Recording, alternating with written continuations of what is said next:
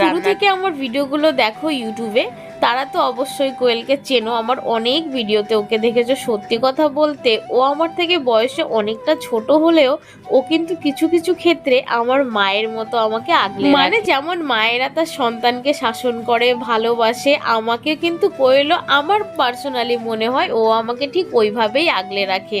আর সত্যি কথা বলতে কেউ যদি এতটা অধিকার নিয়ে ভালোবাসে সেটা কিন্তু খুব ভালোই লাগে। আমরা দুজনেই রান্নাটা করছিলাম আর আজকে কিন্তু গোবিন্দভোগ চালের খিচুড়িটা করছিলাম। সত্যি কথা এত সুন্দর সেন্ট হচ্ছিল না বন্ধুরা, কি বলবো তোমাদেরকে, মানে মনেই হচ্ছিল যে অসাধারণ হবে খেতে। আমরা কিন্তু অনেকটা বেশি করেই খিচুড়ি করছিলাম, মানে আমরা 4-5 জন মতো খেতে পারবো ঠিক সেরকম। হাইটা দেখে বুঝতেই পারছো, আর খিচুড়িটার কালারটা দেখতে পেরেছো, অসাধারণ হয়েছিল। এর মধ্যে কিন্তু অনেকটা পরিমাণে আসলে কি বলতো, এরকম পাতলা খিচুড়ি যদি একটুখানি ঘি দিয়ে ফোড়ন দেওয়া হয় না তাহলে কিন্তু অসাধারণ। আর অবশ্যই ভাজা মশলা তো তার সাথে ছিলই।